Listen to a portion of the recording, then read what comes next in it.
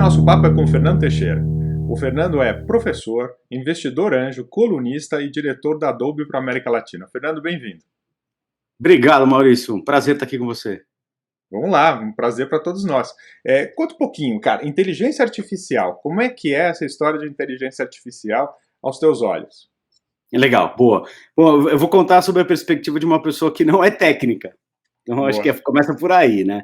Bom, eu fui entrando no mundo de inteligência artificial com o tempo, né? Conforme eu fui entrando em ferramentas de marketing, tecnologia, né? Entrando cada vez mais nisso. Eu que, assim como vocês, tem uma raiz nas agências digitais, né?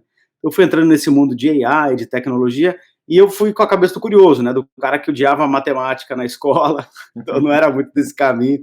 Mas hoje eu gosto de estatística, de matemática, então nesse caminhar, aí eu fui entendendo o que era inteligência artificial para conseguir, óbvio, replicar, entender, e de uma maneira não técnica. Então, como eu gosto de explicar a inteligência artificial, tá? Eu gosto de explicar a partir do carro autônomo. Bom, tem várias formas. O carro autônomo é o que eu gosto, porque a ideia é, você fala, nossa, como é que eu ia ensinar um carro a dirigir? Então, imagina eu olhando para um carro, lá para o computador que está dentro do carro, e eu vou ensinar ele a dirigir. A verdade é que você não vai conseguir chegar para ele e falar, olha, se ficar verde você vai, se ficar vermelho você para. É impossível você dar todas as regras para o carro. Por quê? Porque uma hora você está no farol e está ventando, né? E o farol não está exatamente daquela cor, ou né, tem um vento, tem uma luz, depende do horário. Então, é impossível você dar todas as regras. Aí o que o computador faz? E aí é interessante como nasce, como funciona o machine learning, inteligência artificial. A gente chama de entradas e saídas, né? Então, o que são entradas e saídas? As entradas são uma série de sensores que tem no carro.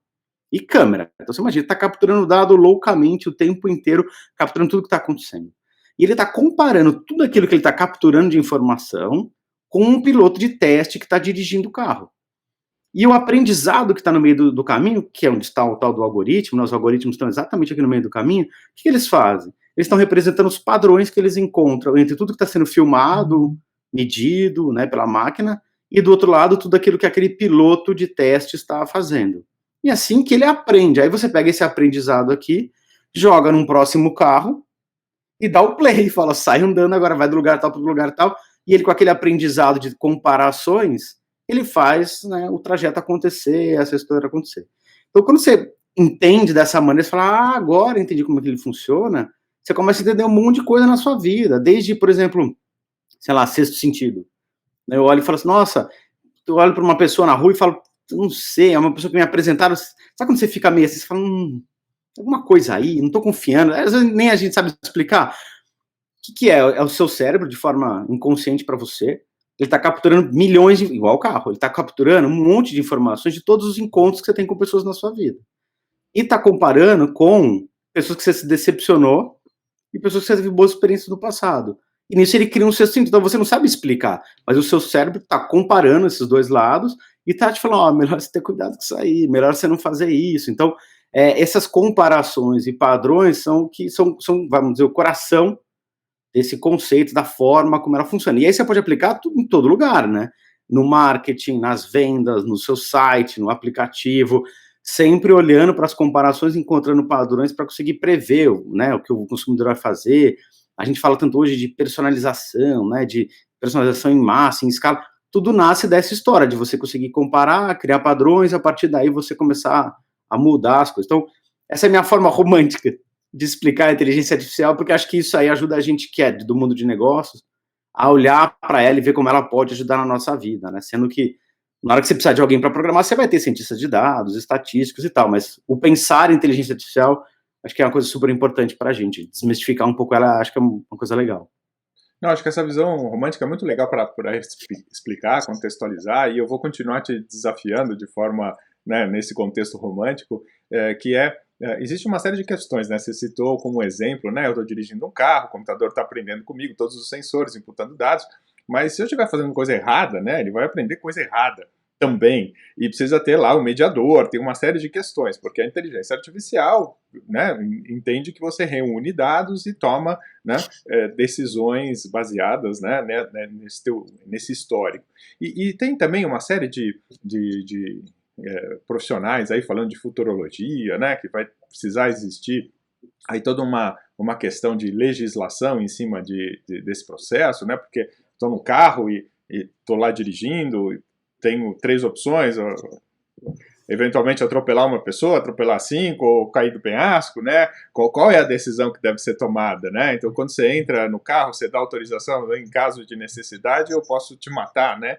Então, tem uma série de questões aí que acho que vão carecer de talvez uma regulamentação, né? De uma série de normas. Como é que você Boa. enxerga essa questão toda dentro da nossa utilização atual da inteligência artificial e futura?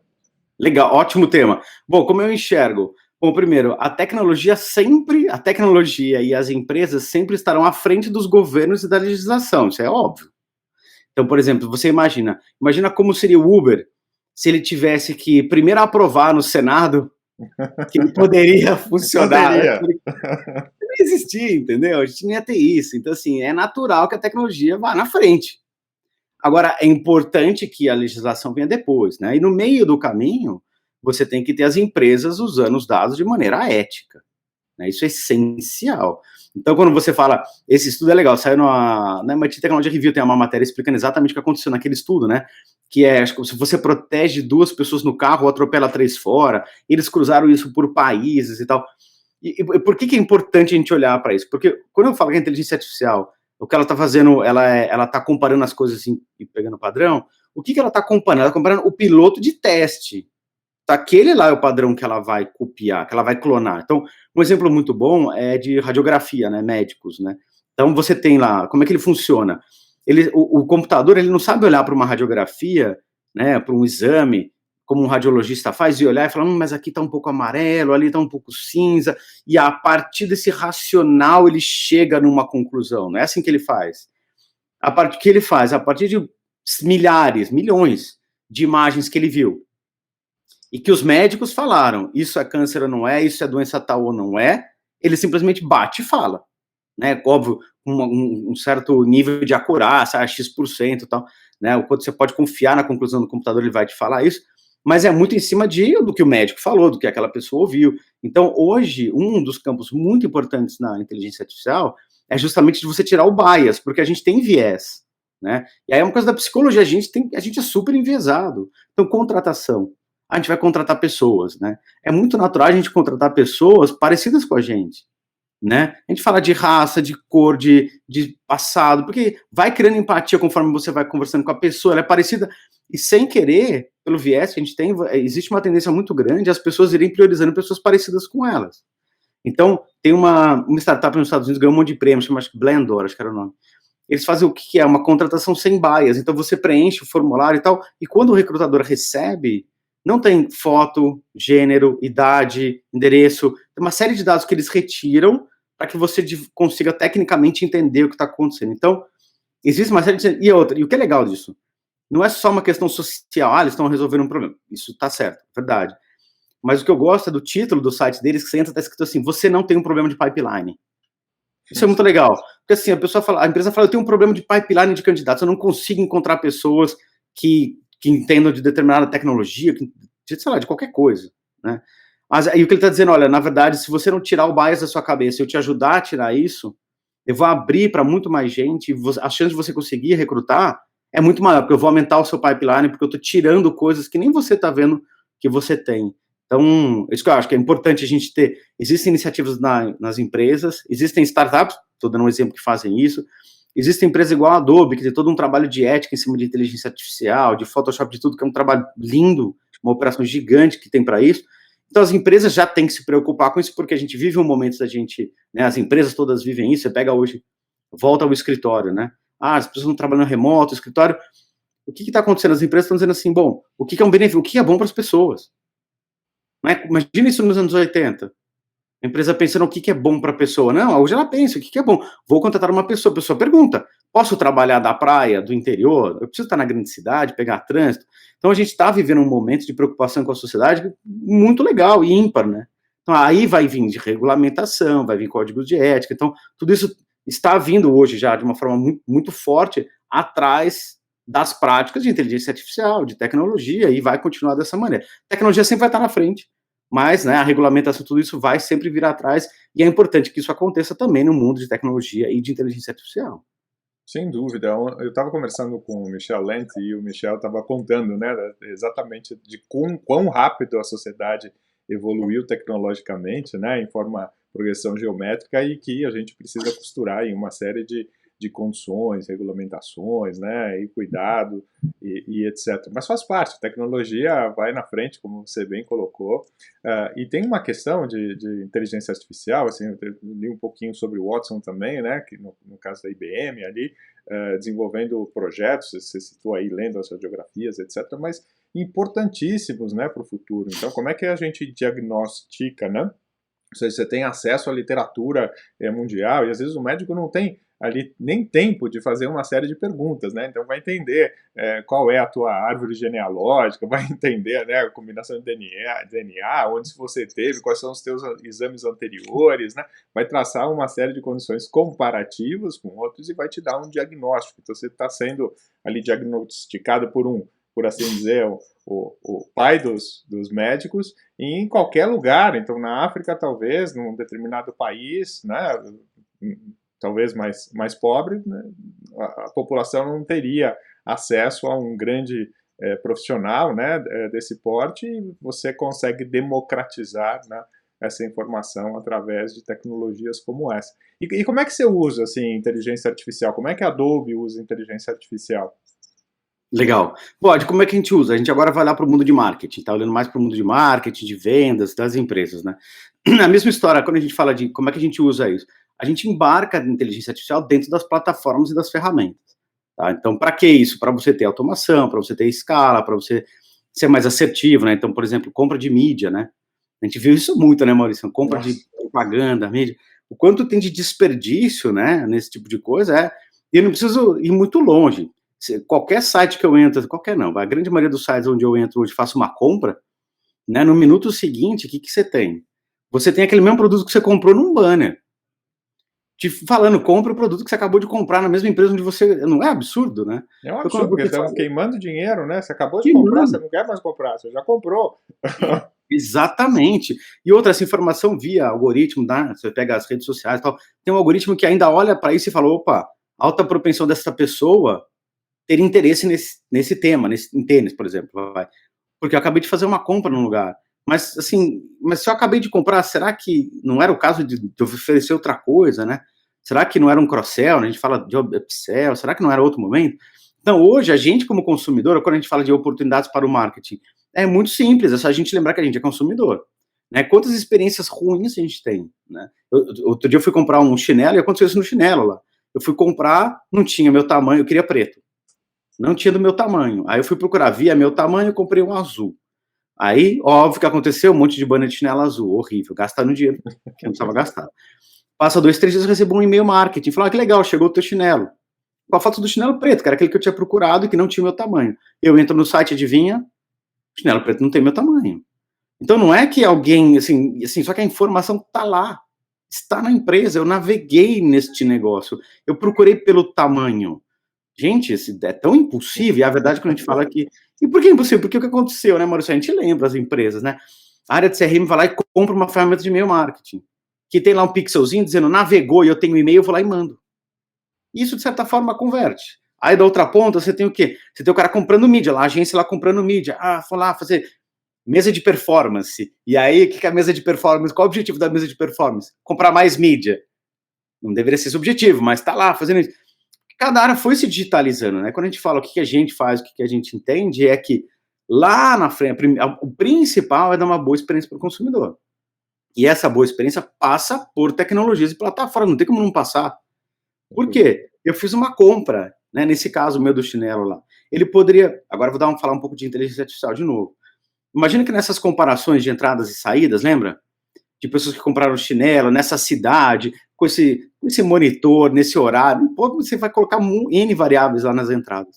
Que você descobre um super comportamento de quando ele olhou 2 vezes o chinelo, a próxima compra é uma roupa feminina para a esposa.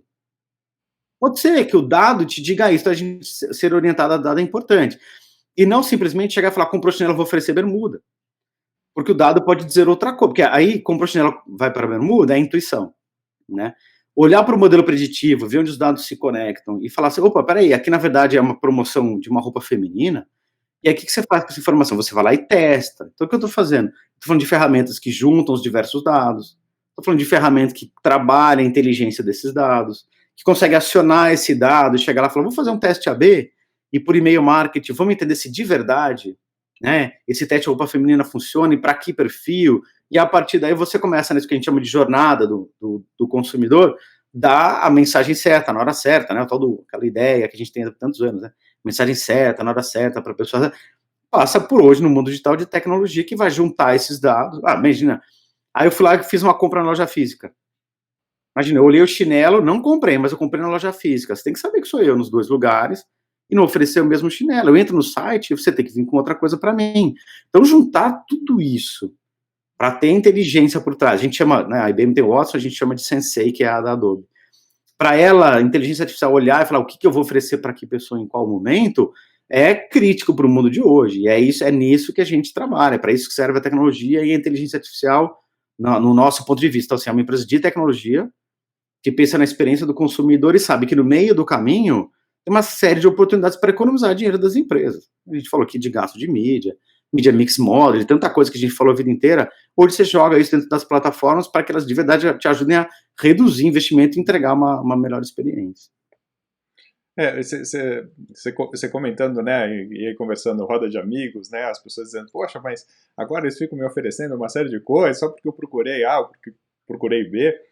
Mas se você procurou certo, se era você mesmo procurando, se você tem interesse em determinado assunto, é bom que você está recebendo informações, né, você quer, sei lá, alugar uma casa numa determinada cidade, você tem um robô trabalhando para te ajudar, né? Ele vai te oferecer uma série de opções, etc. Então, você está sendo apoiado, suportado, você está vendo aquilo que você está buscando, né? Diferente de querer buscar uma casa numa cidade e te oferecerem, sei lá, uma fazenda em outra. Não faz muito sentido, né? Você não está procurando aquilo. Mas eu vi muitos anos atrás, lá no início da inteligência artificial, eu não sei se você chegou a ver esse case, mas Burger King contratou lá o trabalho da universidade de inteligência artificial, colocou lá uma camada com Darth Vader, né, que você podia fazer lá pro Burger King, ele ia te fazer 20 perguntas, você podia pensar o que você quisesse e ele ia adivinhar o que você pensou. Não sei se você chegou a ver isso, mas era fantástico, era muito, muito bacana. E as pessoas acessavam lá o site e falavam, bom, pense em qualquer coisa, o que você quiser.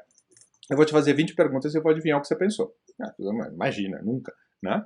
Só que essas respostas, cada uma dessas 20 respostas eram respostas que tinham uma série de contextualização, então eram muito mais do que 20 respostas. Então ele te perguntava, pense em alguma coisa, né? E, sei lá, a pessoa pensava numa zebra. E aí ele te perguntava, a primeira pergunta, o que você pensou é um animal, um objeto? É um animal. Esse animal é um mamífero? Sim. Esse animal tem 4 patas? Sim. Esse animal tem listas? Você fala, não é possível, cara. Ele, né, a terceira pergunta, e aí entra o Darth Vader dizendo, cara, eu pedi pra você pensar em qualquer coisa do mundo, você pensou numa zebra. Você é um ser humano muito fraco. E aí ele começa, né, a interagir e você vê o poder, de fato, né, da inteligência artificial, que é reunir uma série de informações, de dados, para conseguir atingir o objetivo, né, maior. E quando a gente fala em marketing, né, como é que as empresas estão economizando, né, ou seja, melhor direcionando os seus investimentos usando essas plataformas hoje? Legal, boa. Ó, eu vou trazer 2 exemplos aqui. O primeiro exemplo eu vou trazer de uma seguradora, tá? E aí o que acontece com essa seguradora? Imagina uma seguradora que ela é toda digital. Tá, então ela tá, mas ela faz, mesmo você sendo digital hoje, tem que fazer propaganda, né? Eu sou uma seguradora, eu quero crescer, o que eles fazem? Eles vão lá no Fantástico, no Jornal da Globo, né, na Record, sei lá, eles fazem televisão, Media Out of Home, né, eles fazem campanha, mas o que é interessante, o lugar onde você converte é no site, que eles estão dizendo, olha, nós somos uma seguradora digital, venha comprar o seu seguro automóvel no site. E o que eles fizeram? Eles entenderam, então assim, não tem corretor, tá? Óbvio que tem lá a mecânica de como imprimir a corretor na ferramenta, mas para você, consumidor, isso não existe, então é você com a ferramenta, né? E o que eles descobriram com o tempo? Que era importante ter uma central de call center. Porque tem gente que tem dúvida, é normal. Mas onde eu aperto? Como é que faz isso tal, né? E a central de call center não só fazia a ligação receptiva, mas ela também fazia uma ligação ativa. Então o que acontece? Imagina, eu entrei lá no site, fiz um pedido de uma cotação, né? E aí, quando eu recebo a cotação, o call center também aproveita e me liga. E fala, ô Fernando, e aí, como é que tá? Gostou? Vamos fechar esse negócio? Precisa de desconto, o que é e tal? E pá, né? Então, o que eles descobriram com o tempo? Que a central de call center é importante também na conversão. Mas aí, onde que vem a pergunta da inteligência artificial, né? É olhar para isso e falar assim, mas peraí, e chegou uma hora que o custo de aquisição dessa empresa estava muito alto, porque a central de call center estava ligando para quase todo mundo. Porque, óbvio, ela funciona, ela ajuda na conversão, vamos colocar para ligar. E aí, nisso, imagina, o negócio é digital, e a central de call center tem que ligar para todo mundo, né? Para fazer essas conversões, para melhorar a conversão. Então, o que eles fizeram? Eles olharam para isso e falaram assim, vamos tentar entender quem são as pessoas, aí lembra a comparação de entradas e saídas, que convertem apenas no digital, que não precisam de call center para conversão. Tá? E começaram a cruzar uma pancada de dados. E essa é até interessante a conclusão deles. Eles descobriram que tem o que... Agora eu vou te fazer uma pergunta antes.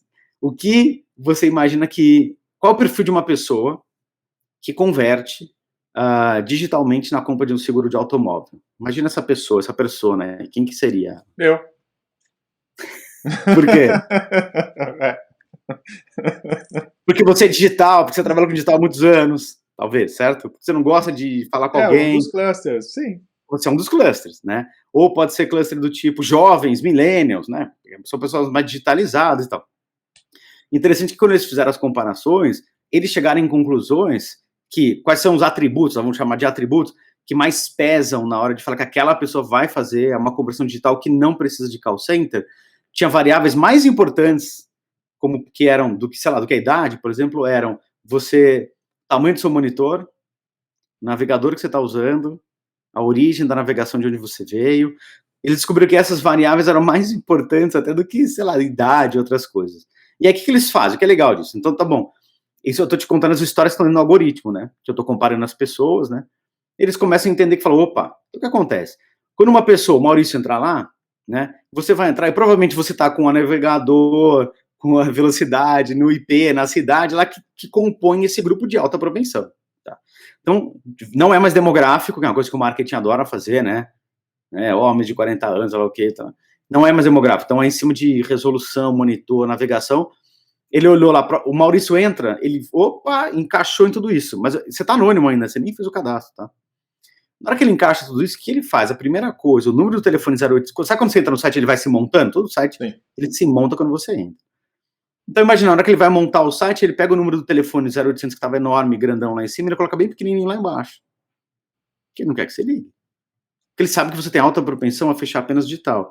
E quando você faz o pedido de cotação, ele coloca um flag lá, que você não aparece para o time do call center fazer uma ligação em cima de você. Então, com isso, o que aconteceu? Os caras reduziram esse grupo de altíssima propensão, converte absurdamente sem precisar de um call center. O que eles descobrem com isso? Que o custo de aquisição da empresa caiu pela metade. O número é absurdo.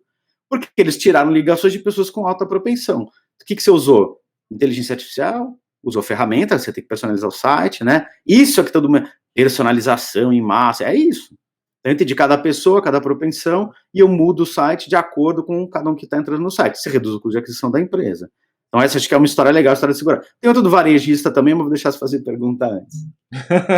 Não, vamos lá, tô louco para ouvir a do varejista. Tô cheio de dúvidas aqui. O do varejista que é interessante ali. Precificação dinâmica, esse era o objetivo deles. Por quê? Cada um de nós, não é cada um de nós, o produto pode variar de preço, certo?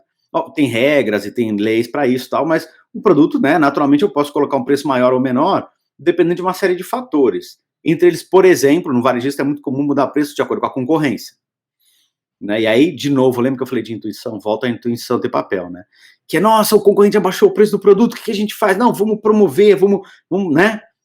Tem muito essa dinâmica aí. Então, aí que eles falaram, putz, será que a gente consegue ter uma forma diferente de precificar, que é o tal do preço dinâmico, em cima de variáveis? A seguradora não descobriu coisas interessantes? Navegador, né, coisa assim.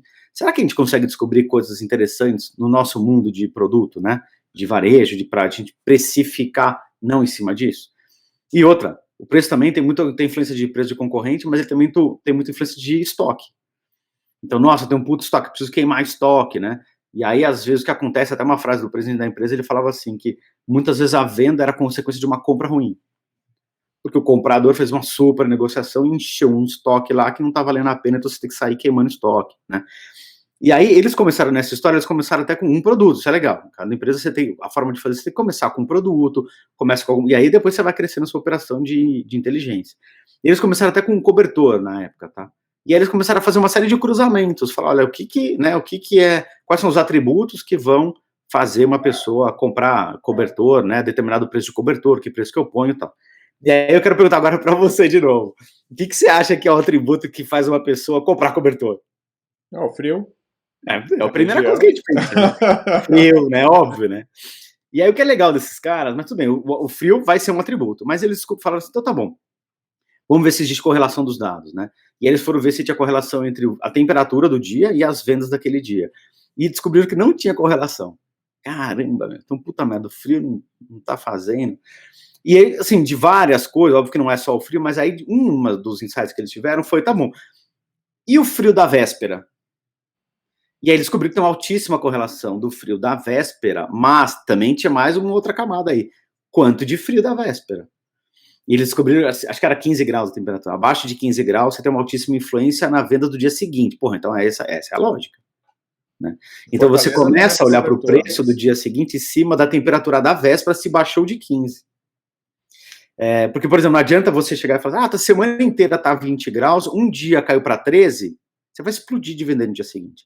Mas a semana inteira 16, não vai mudar muito. Mas, então, essa é a inteligência que você tem que ter. Então, eles fizeram essa inteligência, entenderam o que estava acontecendo e começaram a criar um cálculo matemático de cobertor. Então, o cobertor não é o preço o preço do cobertor é um resultado de um cálculo matemático, que junta temperatura, junta o estoque, junta quantas vezes fez frio naquele inverno, quantos dias já falta para acabar o inverno. Então, você começa a colocar uma série de coisas aqui, atributos, para precificar. E eu me lembro que até o preço da concorrência era de baixíssima correlação com o aumento das vendas.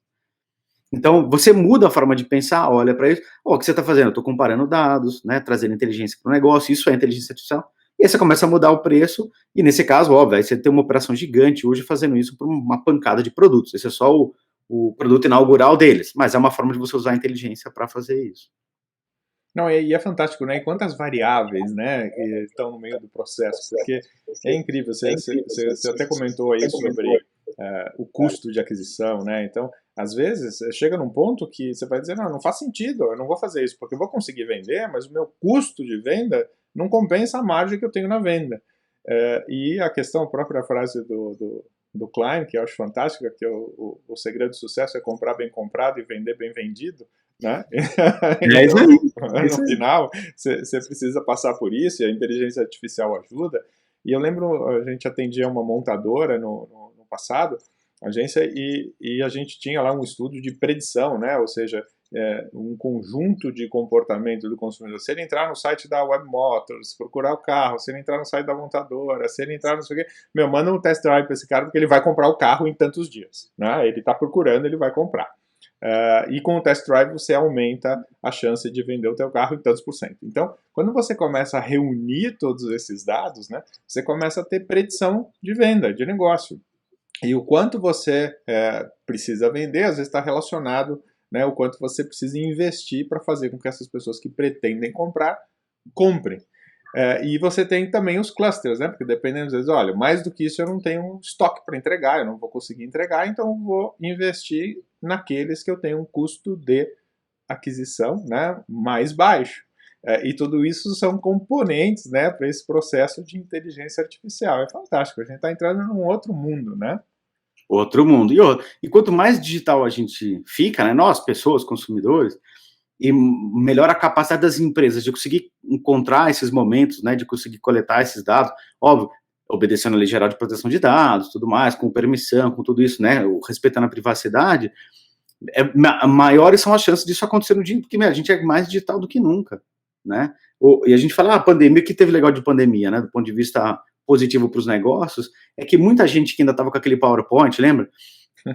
Vamos transformar digitalmente, não, falta mais um ano, mas peraí que precisa de um assessment, não, mas não é, né, na verdade medo, né, de transformar, receio de perder emprego, né, aqueles motivos que adiavam todas as transformações e digitalizações por aí, de repente acabaram, você não tinha escolha, você tem que ser digital e é agora. E isso acho que por isso que a gente hoje né, via esse mundo digital, né? Acho que foi o Bill Gates, né, que falou aquela frase lá, a gente evoluiu não sei quantos, sei lá, eu ia falar 50 anos em 5, não é, acho que é 10 anos em 2, ou sei lá, tinha um número assim dele, que fala exatamente isso, a gente evoluiu muito nessa questão e vai continuar evoluindo cada vez mais. Sem dúvida. E como é que é o teu trabalho, assim, né, nesse processo evolutivo aí de também pós-pandemia, ou, né, durante pandemia, como professor, né? Como é que você está atuando? Ah, legal, boa. Eu dou aula nos MBAs da GV, né, da FGV e da FIAP. E o que eu tenho visto, tá? Acho que isso é uma ótima pergunta, né? O que eu vejo dos alunos, né? É muito heterogêneo, tá? E é engraçado, quando você fala, vamos clusterizar, né? Clusterizar é uma coisa super importante. Sempre, pô, a gente trabalhava com marketing direto, a gente já fazia isso lá atrás, né, Maurício? Puta, vamos clusterizar e tal, né? E tem uma forma que é uma forma de clusterizar aqui, eu ouvi, na verdade, de um cara lá da Adobe, o Leandro, um dia falou uma coisa legal. Falou assim, tem 2 tipos de pessoa. Falando do mundo de aprendizado, tá? Agora, mundo da educação, tá? Existem as pessoas que, se você dá um desafio para ela e uma documentação, ou só um acesso à internet, ela vai sair do outro lado. Ela vai aprender. E existem as pessoas que só vão ficar, que não vão fazer isso, porque elas vão ficar esperando um curso, esperando uma aula, esperando não sei o quê, esperando o professor ficar falando, para depois ela ver se vai, né, sem preguiça, que nunca, na verdade, não vai sair. Então, mas nunca vai ser do outro lado, né? É muito esforço. Agora, os que aprendem sozinhos, que são um grande destaque hoje. E eu vejo isso nas aulas, eu vejo isso na Adobe, eu vejo em todos os lugares. E outra, hoje, eu vou te falar, outro dia eu uso muito, né, não é só pela Adobe, né, eu fui web designer lá atrás, né, Maurício? Então, putz, ainda uso meu Photoshop, né, eu uso muito. O Premiere eu brinco lá. E agora, quando eu tenho dúvida, eu falo assim, como fazer uma textura com quadro? Cara, eu digito na hora, eu abro a busca, digito, abro um vídeo, o negócio tá lá. Então, assim, não tem desculpa para você falar, eu quero fazer um curso oficial que demora 1 ano de não sei o quê. Sai aprendendo, sai fazendo. E hoje você tem pessoas te ajudando. Não é só o professor da faculdade, o professor vai te ajudar. A dinâmica, o que eu tenho visto hoje muito, a dinâmica da classe é muito boa. Trabalho em grupo, que é uma coisa que eu odiava fazer, hoje a gente faz mais. Mas tem que ser bons trabalhos em grupo, bem colocados. A discussão, o pensamento, eu coloco os alunos para procure tal coisa. Defina o que é uma DMP e uma CDP. Vocês têm meia hora para definir isso. Os caras saem tudo louco, procurando, googando, perguntando, aí aí eles fazem trabalho em grupo. Não, mas o dado aciona, o dado não pega, o dado isso. Eu coloco eles numa situação de aprendizado de buscar coisas, que aí a gente discute na aula, chega à conclusão do que é aquela ferramenta, óbvio, às vezes tem uma questão formal, tá? Tem até uma definição, às vezes não tem coisas, mas a gente sai disso. Aí, nessa jornada de aprender, ele se coloca numa posição de buscar, de pesquisar, de discutir, de conectar com para que ele vai usar. Isso ele faz em grupo, na sala de aula, ele faz com a gente, e ele também faz na vida dele, né? Então, essa jornada de aprendizado, hoje em dia, é extremamente valiosa, e tem pessoas que amam essa jornada, fazem isso, e são pessoas que nem falam isso, né? Mas que você descobre no final, onde você aprendeu isso? Mas de onde você pegou isso? Foi aprendendo, foi juntando, foi colocando e saiu lá do outro lado, que a gente chama, né? Porque ele foi curtindo essa jornada de aprendizado. Hoje em dia, cada vez menos, né, existe espaço no mundo para as pessoas que não curtem a jornada. Aquelas pessoas que só queriam o currículo, né? Ah, eu quero colocar esse selo aqui que eu fiz tal faculdade porque isso vai me dar emprego. Não. É o que você está realizando, e para você realizar, você está aprendendo e fazendo a coisa acontecer. Isso é o que de verdade vai te dar. Então, isso para mim é uma revolução na educação que a gente está vivendo, já vejo isso na sala, na forma como a gente trabalha, mas que cada vez mais vai dar um potencial absurdo para todas as pessoas do planeta. Isso já é realidade. Sem dúvida. E eu acho essa questão do autodidata, né, antes era um pouco mais complexo, né, agora com toda a população praticamente tendo acesso, né, a um celular, às vezes me perguntam em casa, como é que eu faço X? YouTube. Meu, você só me manda assistir o YouTube, mas eu falo, cara, se você assistir 32 vídeos sobre como fazer um bolo de cenoura, é impossível você não fazer um bom bolo de cenoura, ter outros insights, né, fazer um bolo de cenoura mais incrementado, né. Outro dia fui no médico também e ele comentou, mas eu falei XYZ, ele falou, mas por que você está dizendo isso? YouTube, né? Eu falei, eu assisti, mas você assistiu o vídeo, você acha que você sabe tudo? Não assisti um vídeo, eu assisti 32 vídeos sobre isso. Me conta algo que eu ainda não saiba. Então... Cara, e sabe o que é legal disso? Puta, adorei que você falou, porque você está levantando a barra. Exato, é O isso. médico não pode ser preguiçoso, esse cara também tem que estar estudando e vendo o que está acontecendo. É melhor para todo mundo, isso é a mesma coisa. Mesmo a gente lá no marketing ferramenta, as pessoas perguntam, mas a CDP, ela está funcionando em real time ou não e por quê? Porra! Mas como é que você sabe? Não, eu já fui ver o vídeo. É Eu já isso. fui procurar antes. Aí a tua reunião não precisa ser uma reunião. Ou eu me lembro o dia que eu tive uma aula na faculdade, chamava teoria da... Putz, esqueci. Teoria da comunicação. Não é? Eu lembro que o professor falava, nos anos 70 acreditava-se que quando você mandava uma mensagem, todas as pessoas se comportavam da mesma maneira. Tem um nome para isso. Porra, menos, né? Então, assim, quantidade de coisa que não precisa, você tira. Na verdade, o que acontece é, eu não preciso ficar falando para chegar aqui embaixo. Eu começo da aplicação. O que isso vai mudar na sua vida, no marketing, nos negócios? Agora vamos voltar. Aí você vai voltar no tempo, nas teorias, o quanto isso é necessário para que você aprenda novas coisas. Caso contrário, o que acontecia? Você ficava lendo um monte de teoria para aplicar uma. Decorava 30 para usar duas. A gente agora é uma forma diferente de aprender, a gente está economizando muito tempo nas coisas que a gente perdia tempo estudando, para estudar o que se aplica. Não estou dizendo que a gente aprende menos, mas a verdade é que você consegue tirar fora muita coisa que não precisa. Óbvio que você vai entrar no detalhe, vai acabar até chegando nessa teoria aí, bala mágica, você pode até chegar nela, se isso tiver sentido nessa sua trilha de aprendizado, nessa sua jornada, nesse caminho que você está indo. Caso contrário, não vai entrar para você e tudo bem. Não precisa ser igual para mim, para você, para todo mundo que está na mesma sala. Não, mas é o que você comentou, né? Até o mais legal quando você sobe a barra, né?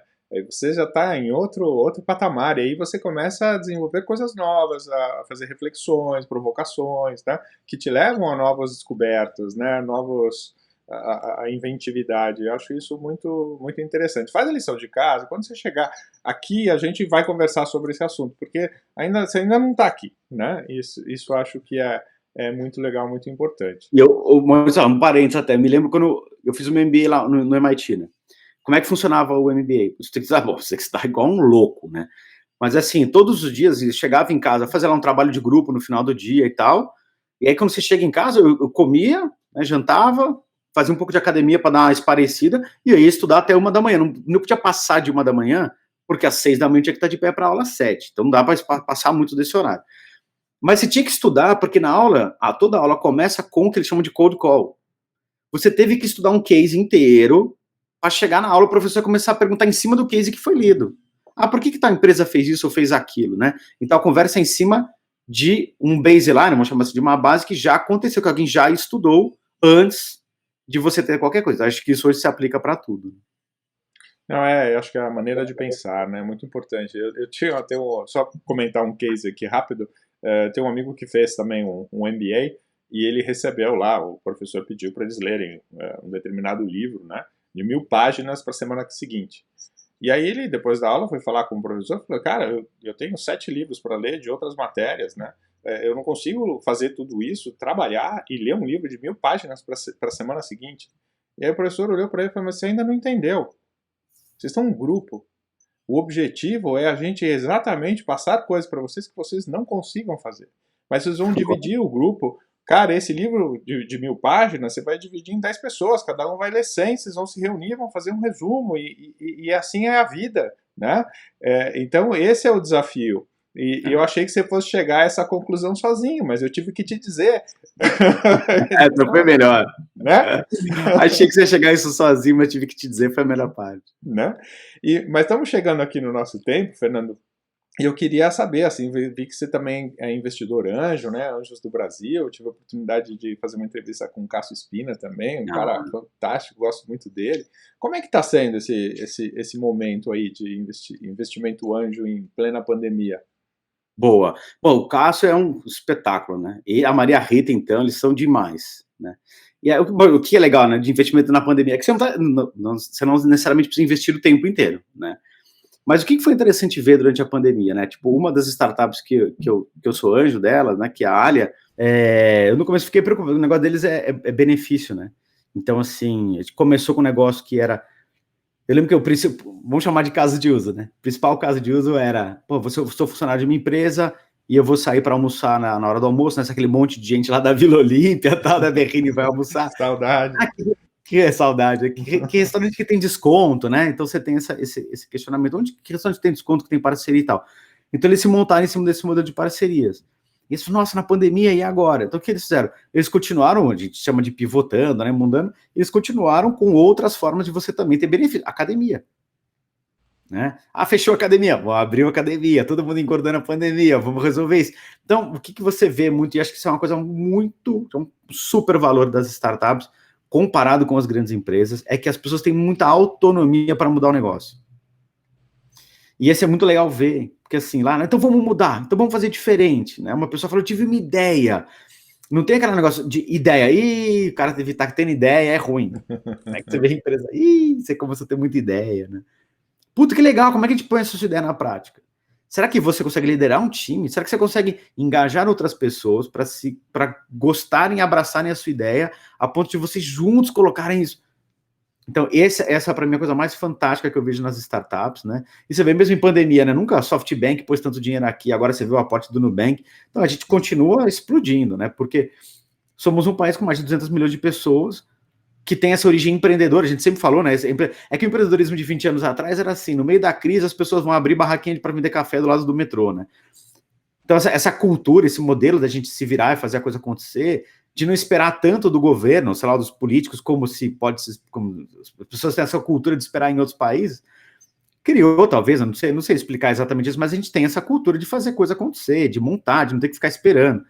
E isso na pandemia continuou acelerando, os investimentos antes também continuaram, acho que como nunca visto antes, cara. E acho que aí e as startups têm muito esse negócio de vamos testar, vamos fazer acontecer, vamos pegar e tal, e isso no momento onde tem muito executivo ainda de grande empresa escondida atrás do PPT da consultoria para um plano de 5 anos, né, mostrou que as startups estavam bem melhor posicionadas que muita empresa grande aí, acho que isso foi o grande segredo do impulso delas na pandemia. Sem dúvida. Não, você comentou algo do brasileiro, lembrei, eu tive uma vez com o Maurice Levy, que era o CEO do Grupo Publicis, e ele passou uns dias, numa das vezes no Brasil, ele comentou, o brasileiro é o cara que está vendendo água no farol, começa a chover, ele já está vendendo no guarda-chuva. Né? Imediato, ele já sabe que tem esse processo todo, né? Muito rápido, mudar, chavear, fazer, né? Inventividade, a dedicação, é muito bacana. Usando o preço dinâmico, não esquece. Porque ele cobra água mais cara do carro que não tem ar-condicionado e não do mais rico. Aí. Não, e quanto vale um guarda-chuva, né? Quando você está chegando no estádio de futebol, chovendo. Exato, a capa de chuva, é isso aí, boa. Capa de chuva, guarda-chuva, para voltar, para ir. Mas, Fernando, eu adorei falar contigo. Obrigado pelo teu tempo. Fazia tempo que a gente não conversava, né? Fiquei muito feliz aí com a oportunidade. Também, adorei, parabéns pelo projeto, estava vendo os vídeos aqui no YouTube, nota 10, parabéns. Muito bom falar contigo de novo.